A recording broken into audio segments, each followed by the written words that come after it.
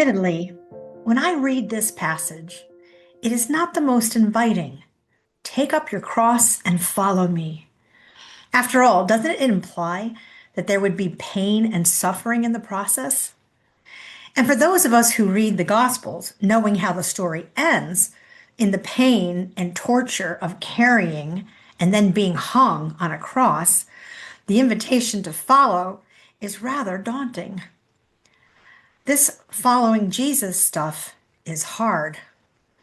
Follow me, deny yourself, take up your cross, which has always meant take on pain and hurt, suffer for me. And unless you suffer, it wouldn't be real sacrifice. And yet, Thomas Merton, a modern day spiritual thinker, clearly helps us understand perhaps what Jesus was actually saying to his followers about what losing one's life is like in order to save it and what that really means. The mature man, Thomas Merton tells us, realizes that his life affirms itself most not in acquiring things for himself, but in giving his time, his effort, his strength, his intelligence, and his love to others. Ironically, the invitation here is so much greater, one that leads to the discovery of what living really is. It is a posture that is often antithetical to the individualism that has been the defining anthem of our culture.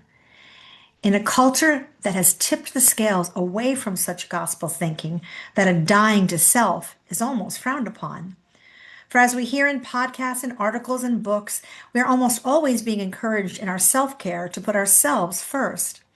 And while I do believe there is a balance and self-care is something that even Jesus did, I mean, after all, stepping away, going into the quiet, enjoying social and fun time with his friends and his family, all were important so that he could care for others. And of course, the same rings true for us. But like in all things, it really is about balance. The underlying truth of this scripture, I believe, is one that says when we can live out of a place of generosity, of love, and love of others, we become the truest and most real selves that God dreamed us to be.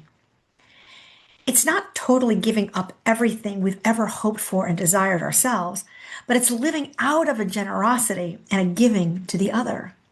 Even in conversations, how we are with one another.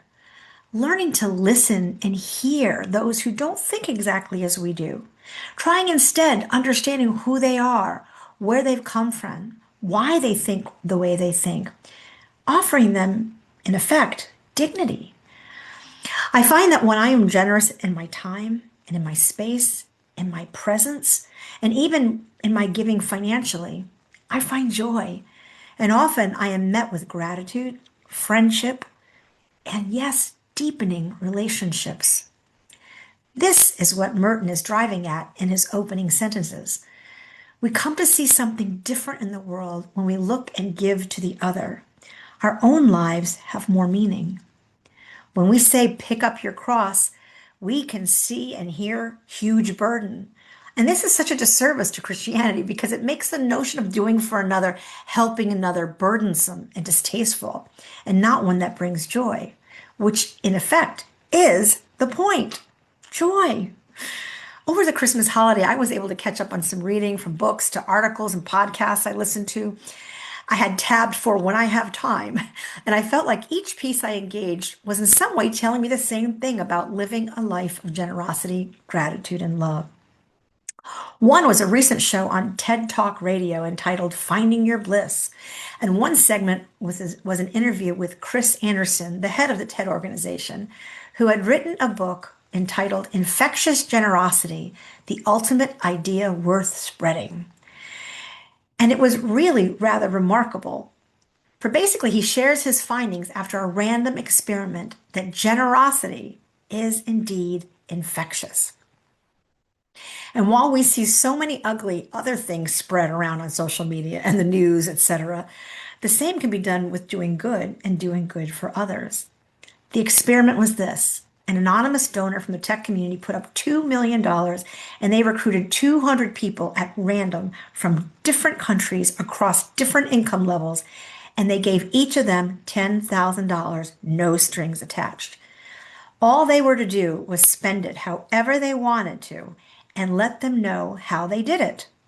And the most amazing thing that emerged was that the majority, nearly two-thirds of all that money, was basically spent generously given to friends and organizations and others, and they did it with great joy. There have been other such experiments, of course, that have gone around, but it really was encouraging to see that people are really triggered by generosity. And then we recognize that in doing so, we receive, and a deep part of who we really are emerges. What Jesus was trying to tell us all along. We will be happier when we live from a place of giving and loving the way he has shown us. That in effect, we truly live our best lives from this space. Jesus is telling us, and Merton is clarifying, if you live as I have shown you to live, and love and include and be who God has dreamed us to be, you will find the happiness and you will find joy, and your life will have great meaning. It can hardly be said better than the way Merton put it in his reading that we have read today. As we begin 2026, perhaps we can take on this challenge to live out of our authentic selves, the one that knows that it is in the giving that we receive, and perhaps asks ourselves at the end of every day, where was I generous today? Where did I give my presence, my attention, my time, my dollars, whatever? And how does that make me feel?